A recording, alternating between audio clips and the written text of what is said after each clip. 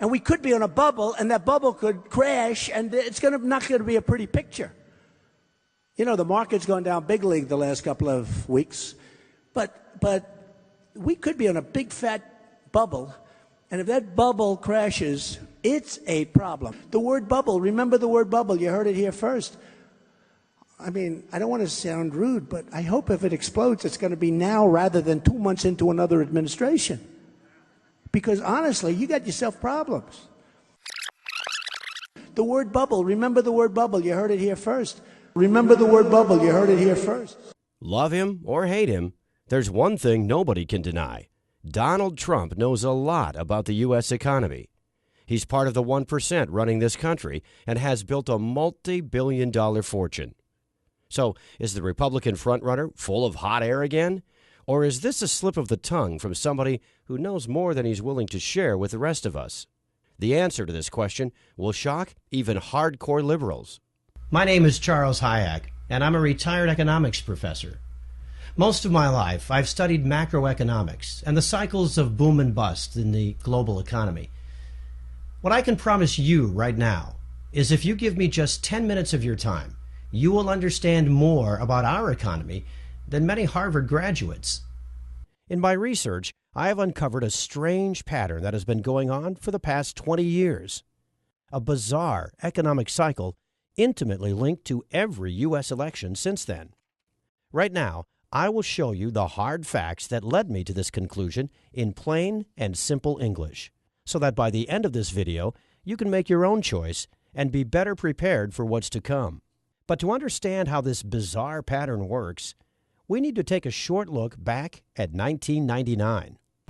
When the ball drops on the year 2000, it will be a momentous event for the world and for the U.S. economy, which is closing in on its longest expansion ever. The decade has been marked by strong growth, the lowest unemployment in a generation, and yet remarkably little inflation. It seemed like a totally different America than the one we are living in today. The stock market was booming thanks to the internet companies, affectionately called the dot-coms. For many Americans, investing in the internet companies seemed like the quickest way to become rich. More and more people put their savings into the stock market, driving it higher and higher. They gambled their money on the hope that they could sell those stocks for 2 to 3 times their value. And everybody was praising the Clinton administration for creating the biggest economic growth in U.S. history. For a time, it worked. To many, it seemed like the party would never end. Even the chairman of the Federal Reserve, Alan Greenspan, said, "Technology is creating a new economy, one where the old rules no longer applied." The Fed was so confident that in February 2000, it began raising the interest rates to their highest level since 1995. At the same time, bad economic data started to come in. The previous holiday season that was supposed to bring big profits to internet-based companies was a major disappointment. And it was not just online shopping. Ordinary Americans bought less, and consumption was dropping. While the nation was preparing for the next election, the house of cards built around the stock market started to collapse. On the 12th of April, 2000, the NASDAQ dropped by 386 points. It was the largest drop ever recorded, and by the end of the next week, Wall Street had lost almost a quarter of its value. The long economic boom of the late 90s became a gigantic bust. Bush was entering office at a time when the NASDAQ had lost 60% of its value, erasing $7 trillion of American wealth. Clinton's economy grew on the back of the dot-com bubble, and now everybody was looking to Bush to get the economy going again.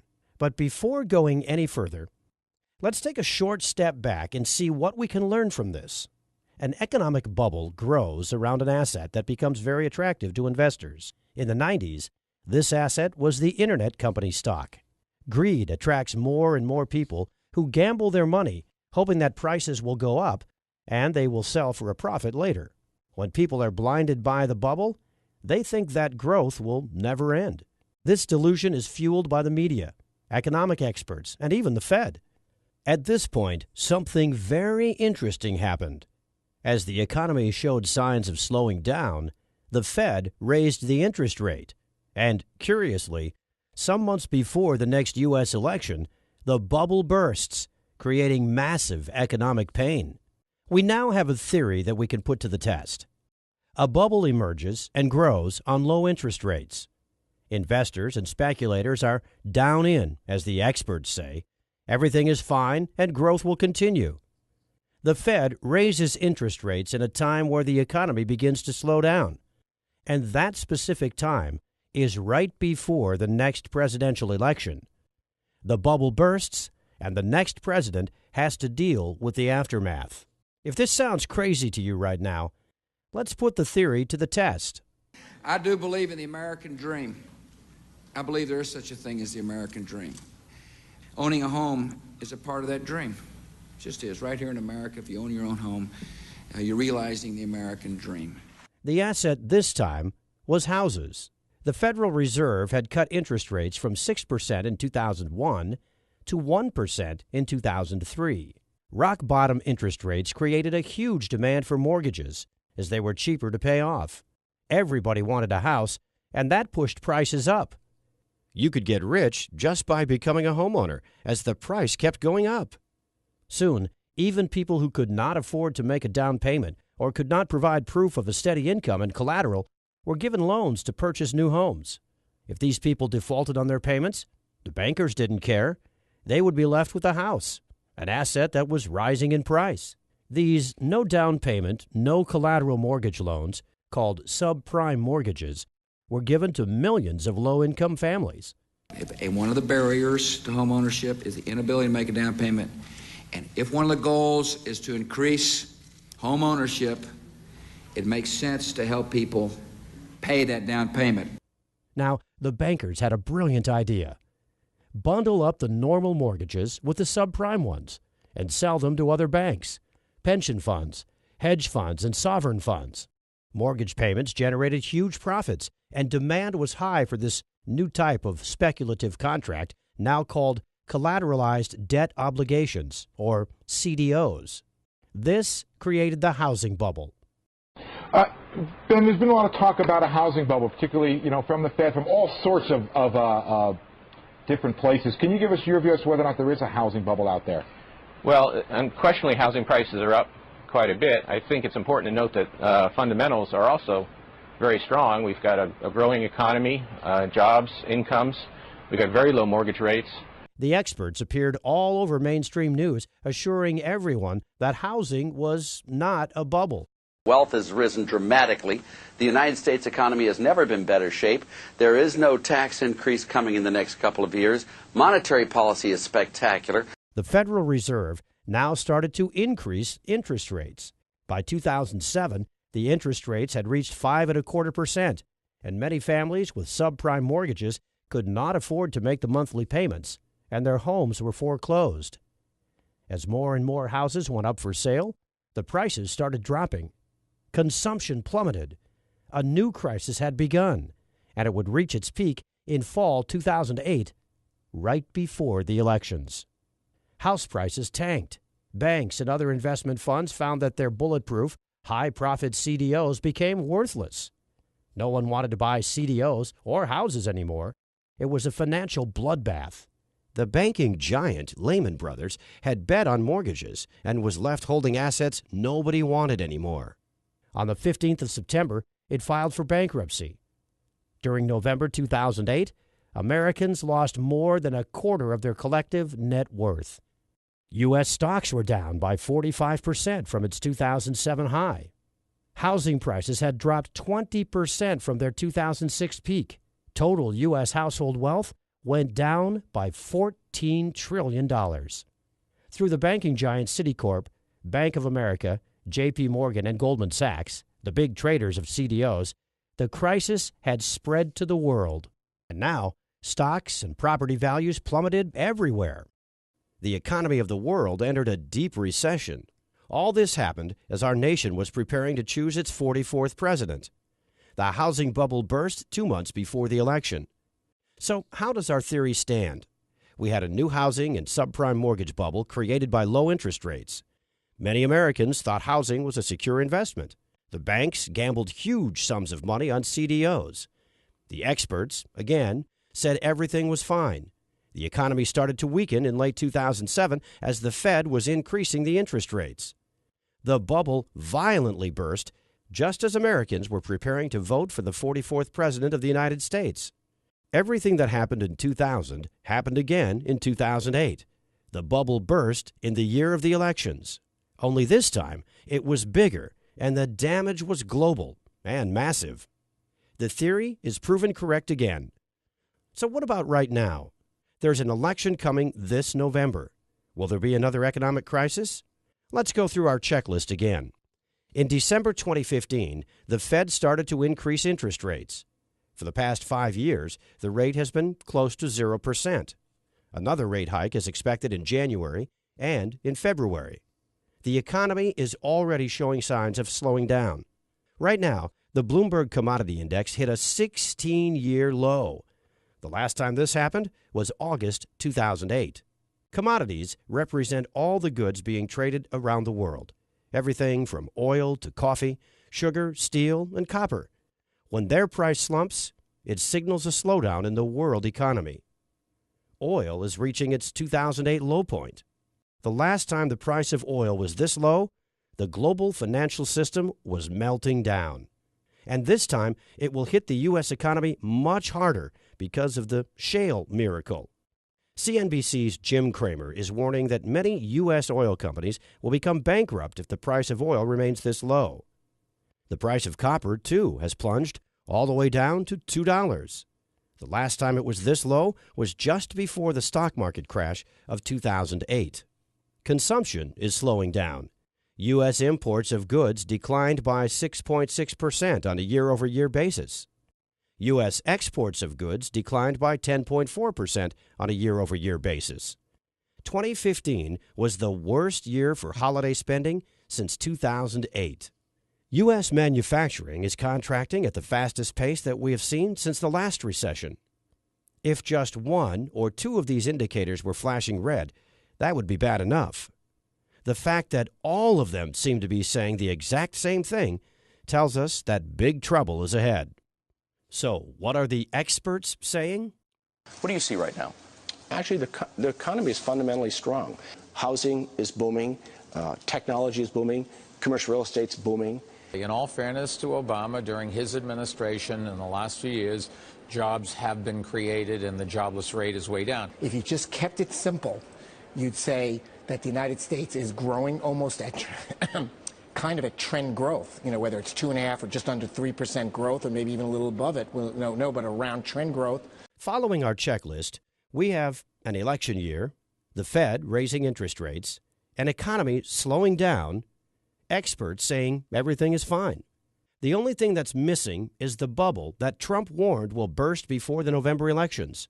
Does he know something we don't? The word bubble, remember the word bubble. You heard it here first. I mean, I don't want to sound rude, but I hope if it explodes, it's going to be now rather than 2 months into another administration. Well, to understand exactly what a bubble is, we need to look back at the dot-com and the mortgage CDO bubbles. In both cases, people thought that they had something that would never stop growing, something too big to fail. In both cases, stocks and housing attracted huge sums of money, driving their prices way beyond the actual value. This is just like gambling. Buyers get the asset, hoping they will sell it in the future for a profit. When the bubble bursts, those who are left with the asset suffer huge losses. Right now, I must ask you to give me your full attention. The following 5 minutes will be shocking and a little bit tricky to understand. And I hope you're sitting down for this. My prediction for 2016 is that we will see a banking collapse that will make the 2008 crisis look like a Sunday afternoon picnic. This coming crash will wipe out the entire U.S. financial sector and take with it savings, deposits, retirement funds, pensions. It'll be nothing short of a financial bloodbath. How can this be possible? Well, remember how bubbles are created when something seems to grow indefinitely? The delusion is that something is too big to fail. But the bigger the bubble becomes, the faster it fails. Right now, people think big banks can't fail because of their size and importance in the world economy. It is as blatant as their name suggests. How did we get here? On September 18, 2008, Hank Paulson, the U.S. Secretary of the Treasury, told members of Congress that $5.5 trillion in wealth would disappear by 2 p.m. that day unless the government took immediate action. What took place next was undoubtedly the biggest blackmail in history. The threat: keep the big banks alive, or else the economy implodes and depositors lose their money. In December 2008, the first of many financial stability measures was put into place. The Fed's mission from now on was to keep the big banks alive no matter what. Economists calculated that the total cost of the various measures put into place to accommodate big banks was in excess of $20 trillion up to this year. The too-big-to-fail banks now had a taxpayer-sponsored safety net. The message was clear: do whatever risky business you want. We've got your back. And this is how Congress and the Federal Reserve created the ultimate bubble, the too-big-to-fail bubble. The idea that the too-big-to-fails were going to get cut down to size after the financial crisis has turned into a giant myth. In fact, they've become even bigger. J.P. Morgan Chase, number one among banks in total assets, has seen its base swell to more than $2.5 trillion. The company's deposit base alone has grown by 29% since the end of 2008. The so-called Big Four institutions, J.P. Morgan, Bank of America, Citigroup, and Wells Fargo, continue to distance themselves from the pack, with some $8.2 trillion in total assets. That's 154% more than the rest of the top 50 banks combined. Unfortunately, the old saying, the bigger they are, the harder they fall, will prove correct. And when they collapse, the result will be nothing short of catastrophic for the world economy. But for a bubble to inflate, you also need an asset on which speculation, or rather gambling, has become so rampant and so over the top that a disaster is just waiting to happen. Let me introduce you to the world's biggest and most dangerous casino. It's called the derivatives market. And right now, the total net worth of all outstanding derivatives contracts is a staggering $552.9 trillion, according to the Bank for International Settlements. $552.9 trillion. Let that number sink in for a moment. Total U.S. debt right now stands close to $19 trillion, and most Americans find that shocking. But very few have any idea of how big this financial market is. The entire economy of the world, in real goods and services, is evaluated at around $78 trillion annually. The derivative market is 7 times the value of every good and every service provided around the world in an entire year. At first, I thought this number was too big to be real. But the Office of the Comptroller of the Currency, independent bureau of the U.S. Department of the Treasury, confirms it. Make no mistake, you are looking at the biggest bubble in the history of mankind, something 7 times greater than the entire economy of the world. So what exactly is a derivative? A derivative is a speculative contract, a bet placed on stocks, mortgages, interest rates, the price of commodities like gold, silver, coffee, oil, or the possibility of a company or even a nation to default. Basically, right now, there is nothing of economic worth that does not have some sort of derivative attached to it. All derivatives are bets. This is not a metaphor, an analogy, or a generalization. The players on the derivative market gamble trillions on the future price of the asset to which the derivative is attached. These are the speculative contracts that will eventually pop the current gigantic bubble. Warren Buffett once referred to derivatives as financial weapons of mass destruction, and he was proven right. The CDOs that led to the crash of 2008 were derivatives, as they drew their value from interest payments on mortgages and housing prices. They were traded on this market just like all the other derivatives, and they were just a tiny part of the market. In 2008, there were about $500 billion worth of CDOs. That was only a very tiny fraction of the derivatives market, yet it was enough to almost collapse the economy of the world. Remember how I said that this is the world's largest casino? In a nutshell, the derivatives market, or more correctly put, the derivatives casino, is where big banks and other financial institutions place their bets on every aspect of the world economy. Yet with these bets, everybody loses. So how did this bubble inflate to more than $550 trillion? Say Jack controls the derivative department of one of the too-big-to-fail banks. He knows that the riskier the bet, the higher the profit he gets, and the bigger his bonus.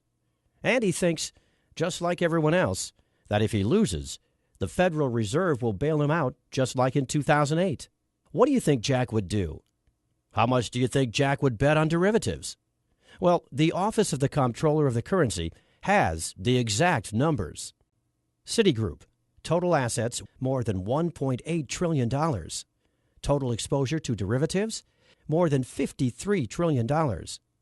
J.P. Morgan Chase, total assets about $2.4 trillion. Total exposure to derivatives, more than $51 trillion. Goldman Sachs, total assets less than $1 trillion. Total exposure to derivatives, more than $51 trillion. Bank of America, total assets, a little bit more than $2.1 trillion. Total exposure to derivatives, more than $45 trillion. Morgan Stanley, total assets, less than $1 trillion. Total exposure to derivatives, more than $31 trillion. Overall, the biggest U.S. banks collectively have more than $247 trillion of exposure to derivatives contracts. This is an amount of money that is more than 13 times the size of the U.S. national debt. And it's a ticking time bomb that could set off financial Armageddon at any moment. This is gambling on the future of the world economy on an unprecedented scale. And just like every other bubble before it, the too-big-to-fail derivatives bubble will burst. The bubble to end all bubbles because of its sheer size. It's inflated to a size far greater than the dot-com bubble and the mortgage CDO bubble combined. This is the final piece of the puzzle. The Fed interest rate hike, the experts claiming everything is okay, the real economy slowing down, and the bubble that is inflated to an unsustainable size. If history repeats itself, 2016 will be the year big banks come crashing down, and the Fed and our government are totally powerless to stop them. Their safety net is made out of straws. It took extraordinary efforts to prop up the big banks in 2008. During Obama's presidency, the U.S. debt doubled, reaching almost $19 trillion. Yet the economy grew at a modest pace of 2% per year. Compare that to the doubling of the derivatives market, and you begin to realize the level of economic pain we are about to feel. This will make the Great Depression of the 30s and the Great Recession of 2008 feel like a picnic. So what would a crash look like? You need only to picture what happened in Greece to get an idea. The first thing that happened is that all the banks closed. The only way people could get their money out was with ATM withdrawals. And they were limited to 60 euros a day. That's about $63. Ask yourself this. If the banks close in the U.S., could you live with $63 per day? Immediately, huge lines formed in front of ATMs. People waited in the scorching heat for hours to get a tiny fraction of their savings and deposits out. 17% of the Greek population is currently unable to meet their daily needs for food. Approximately 30% are living below the poverty line. The official unemployment rate is 27%, 52% of under 25s. In Athens, Greece's capital, one of these is 53-year-old Athenian Vasilis Dimopoulos, who used to earn up to 3,000 euros per month until his employer folded in 2008. I sold my home in 2007, though the small profit I made is now gone. I was on the streets for 6 months, he said. Now, Dimopoulos lives in a Red Cross hostel selling Athens street paper, Shadia. Dionysia Michalidou, retiree. I have no insurance. I have no pension. I have nothing. Since the crisis, suicides have increased by roughly 50%. Emmy Christoulis, daughter of suicide victim. If one Greek was to take up a Kalashnikov, I would be the second. I find no other solution than that of a dignified exit before I begin searching through the garbage for my food. I believe that one day, because the younger generation has no future, they will take up arms and hang the traitors of the nation. Keep in mind that Greece received bailouts in 2015, and yet this is the situation there. Who will be able to bail out the world's largest economy? No one. The crisis brought by the collapse of the too-big-to-fail banks will be global, and it will dwarf anything the world has ever seen. Personally, I expect that everything that happened in Greece will happen in the U.S., but on a much greater scale, and the impacts will be far worse. I have studied economics for the past 35 years. I have seen it go through good times, and I have studied the bad ones. I went through the numbers over and over again, thinking this is not real, thinking I had made a mistake somewhere. But many other economic experts say the same thing. The same experts who warned us about the crisis coming in 2008 are all sounding the alarm bells. Peter Schiff, Gerald Celente, Mark Faber, and many others are predicting a disaster for 2016. To be completely honest with you, I'm afraid for my future and the future of my family. I knew I had to do something to prepare for the worst economic crisis in our lifetime. But where to start and what to do? While doing my research for this presentation, I discovered what Americans did during the last 3 financial meltdowns, which strategies worked, and which condemned hundreds of thousands to poverty. If this presentation made any sense to you, if you have begun to understand the economic gun that's pointed at the head of every U.S. citizen, then you need to take the following information very seriously. The first aim of this project was to warn people, just like you, of the imminent danger looming over our country. The second aim of this project is sharing my research on the last 3 financial meltdowns with as many people as possible. Let me tell you right off the bat, there are 2 mistakes 89% of Americans make right now that during the crash will cost them their wealth, their retirement funds, their deposits, and their savings. And there are 2 very simple solutions that require just 5 minutes to put into place in order to avoid financial ruin. But before sharing this with you, I must ask for your help. Here's why. I've gathered all my research on economic collapses that have happened around the world and created a blueprint designed to help Americans to survive and thrive during the coming big bank derivatives. I called my work Surviving the Final Bubble, and I've managed to deliver it to over 1,000 families through the Internet. And I did it without charging them a single cent. Unfortunately, keeping the website up and running and sending the message across is not cheap. I dedicated $10,000 of our savings to do this, and it was all gone by January 3rd. The only reason you are seeing this presentation right now is because I started to give away Surviving the Final Bubble at a cost. I crunched the numbers, and in order to keep this website alive, we need to get back $37 for every copy delivered. It is only through the contributions of other like-minded, responsible Americans that you are seeing this presentation right now. Over 3,000 people have read the book, discovered the vital information on wealth protection and crisis survival, and contributed to our project. Here's a short summary of what you will discover inside. Why the government is not your friend when safeguarding your wealth during an economic meltdown. Just to give you an example, during the crisis in Cyprus in 2012, deposits were confiscated to prop up the banks. But they can't take what they don't know you have.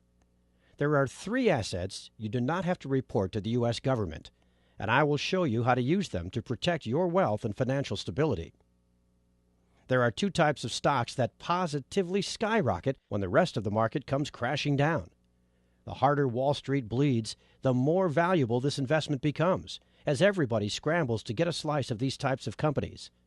I will tell you the best moment to buy and when you can cash in safely. There's one item that during an economic crash becomes a real godsend. That's because it's easier to barter with, to store, and its price usually skyrockets.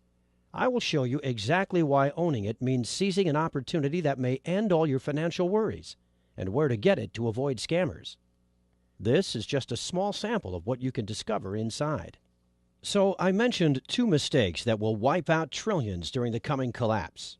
First, 89% of Americans are not aware of something very serious. When you put your money in the bank, you have legally transferred your deposit to the bank. You have become the creditor, and the bank is the debtor. The bank owes you the money. When you demand payment, the bank is obligated to give you your money back.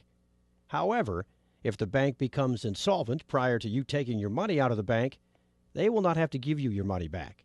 All of your money will simply vanish. Secondly, if you own stocks, sell them. Get out of the stock market. Stocks are the absolute worst place to keep your money if an economic crash happens. Your money will be wiped out in the blink of an eye. We've seen this happen in 1929, 2000, and 2008. The stock market crash has already started, and it will only accelerate as the election draws near. This information is designed to help you thrive during the big bank derivatives collapse, if it does not spin completely out of control. Up to this point, we have only talked about wealth protection, but it might not be enough. Given the size of the derivatives market and the wild speculation going on, securing wealth and financial stability may be very low on the priority list for any family. Food, water, safety, and keeping illness and criminals away may be a far more pressing concern. Make no mistake, this disaster will be global. There will be no place to run to for safe haven. And that's when, by chance, I met Mark Baker. To some, Mark may seem somewhat eccentric because of his passion and dedication to survival and disaster preparedness. His dedication goes way further than reading books, attending seminars, and learning from the experts. He likes to test everything he's learned in real-life conditions. That's why he went to Greece and to Venezuela during the worst time of the economic disaster that hit both countries. During a 5-month period, he stayed with Greek and Venezuelan families in the most impoverished areas, learning how an economic crisis impacts their daily lives and trying to help them out, all while putting his survival knowledge to the test. And he decided he would live there on a $300 budget for the entire trip. His conclusion? A lot of the information provided by survival gurus out there has nothing to do with real life and can be downright dangerous. A lot of these survival experts with their Amazon bestseller books are sitting behind their computer imagining how an economic collapse will happen and write about unproven, rehashed solutions, strategies that sound good in theory but completely unproven in a collapse. Fortunately, nothing beats hands-on, hard-earned knowledge. His experience in both countries was eye-opening, to say the least. He went through a food shortage, blackouts, riots. He learned how to be safe from criminals when the police simply didn't interfere, and how to barter for supplies.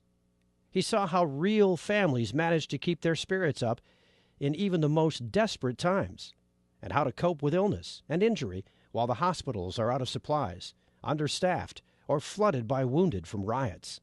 And yes, he went through a lot of hardships, pain, and suffering to discover how to survive and to thrive in the collapse. After telling me about his personal experience, we talked about problems that arise in an economic collapse and how to solve them. Surviving an economic crisis is one thing. Thriving and securing your wealth during it is a totally different game. So we put our knowledge together and created an economic disaster survival blueprint for our families that would handle both wealth protection and crisis survival. Mark's hard-earned skills will guide you through in what we call the worst-case scenario section. Inside Mark's comprehensive section on economic survival, you will discover how to have consistent, nutritious, and long-lasting food stores in a crisis by storing food and water without alerting anyone. Following these first few crucial steps will guarantee that you and your family won't be left at the mercy of others for the most basic human needs. In Greece, even some middle-class people with respectable jobs wound up digging through trash or stood in lines for hours for humanitarian handouts. You want to do everything in your power to avoid that, and we will show you how. 12 skills vital during the coming collapse. All of these essential skills were selected by Mark based on his experience in Greece. When the services we've come to rely on are no longer available, and when having cash becomes just paper, you want to have something valuable to trade other than your supplies. You will be safer knowing you always have valuable knowledge to offer in exchange for whatever you might need.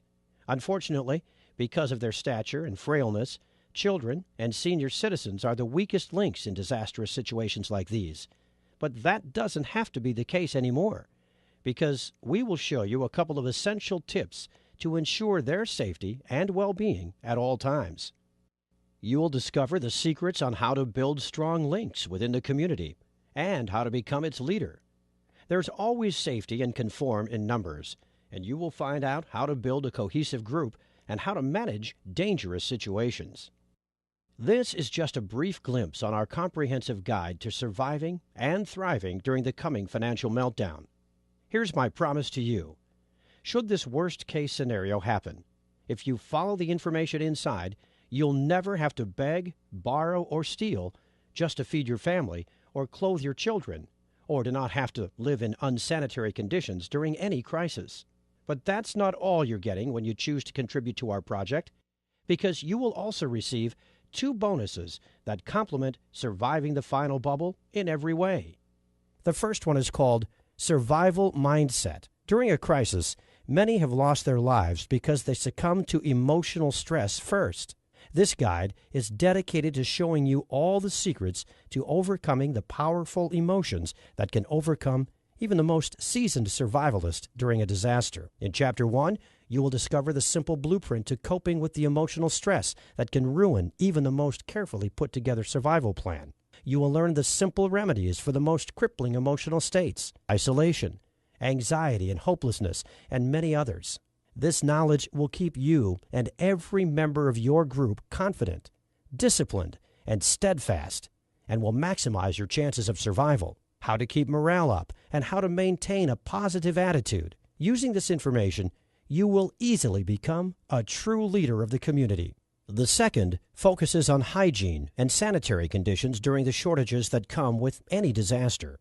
Secrets to Sanitization After SHTF is designed to show you how to be safe from disease by using survival techniques to dispose of potentially harmful waste and garbage, how to efficiently use limited hygiene supplies to maximize their effectiveness. You will also discover how to prioritize hygiene needs during a disaster. Valuable resources must always be kept for high-priority sanitization needs and not squandered on petty ones. These bonuses are available absolutely free with your copy of Surviving the Final Bubble, and support this website today. But we want to go even further than that. Just say maybe to the Surviving the Final Bubble program click and the Get Instant Access button. Fill out your information on the Secured Payment Processor page and go through the program and the bonuses for a full 60-day trial. And if you have any reason for being unhappy with your investment, you will get a refund in as little as 48 hours, no questions asked. It's as simple as that, and you risk nothing. It will be hard to find a better proposition than this. Frankly, the way things are going, I would be surprised if the first major shocks to the economic system don't happen by the end of your trial period. When the unthinkable happens, roles in society are reversed. Being able to read fancy spreadsheets might be useful today, but in a crashing society, it will put you at the bottom of the food chain. Adaptability, strength, and the knowledge you are about to receive are the only things that will get you and your family through. It's time for you to make a choice. It may be the most important one you will ever make. There are 3 possible paths ahead of you. Path 1, you don't do anything. You go on with your daily life and pray for a miracle, or that any of the data presented above is fake or misinterpreted. You can trust Obama, Janet Yellen, Ben Bernanke when they all say everything is fine. But that's exactly what all the talking heads on TV and all the politicians said back in 2008. But this time, you know it's different. The bubble is much, much bigger, and the Fed is out of ammo. They have printed too much money already, and they have kept interest rates low for too long. There is no way out. No one to bail out the too-big-to-fail banks or the government. Over the past 8 years, we have doubled our debt, while the real economy, not Wall Street, hasn't even fully recovered from the last bubble. These are the undeniable facts of our time. I strongly urge you not to remain passive. Remember the suffering of Greece. It will all come to America soon. It will happen right before your eyes. Mark heard firsthand the cries of children, tears of hunger pain streaming down their faces. Don't let the same happen to your family. That is the result of doing nothing, of being unprepared. I hate to ask you this, but would you be able to live with yourself knowing you had one good solution in hand one click away, completely risk-free? Unfortunately, this is the kind of attitude most of the Americans will cling to. But I get it. Ignorance is bliss. Ignorance is much more comfortable than being a true man and an upstanding American citizen and taking action right now. Path number 2, prepare and learn everything by yourself. Like I said earlier, I've spent countless nights thinking about the best ways to protect my family. But sure, if you really want to, it could be a viable option. But keep this in mind. You've never been through an actual economic collapse. You don't have the skills specifically tailored for this kind of disaster. Should you choose one of these paths, we wish you the best of luck and pray that you too will make it. Path number 3, get instant access to the Surviving the Final Bubble program now. A risk-free, worry-free program with a treasure trove of knowledge to help you thrive and prosper during the economic collapse. Allow yourself and your family to have the peace of mind that comes when you know you have done everything in your power to keep them safe. You have to realize that the consequences of an economic collapse will not be the same as if there's a terrorist attack or food crisis or grid attack. What will be happening in the following months is something that Americans have never experienced before. The closest we've ever come is the Great Depression, and yet, while things were bad, society and the government survived. And with no middle class to fund anything, with no jobs, no economy, and a government that is already tens of trillions of dollars in debt, you and your family will be completely on your own.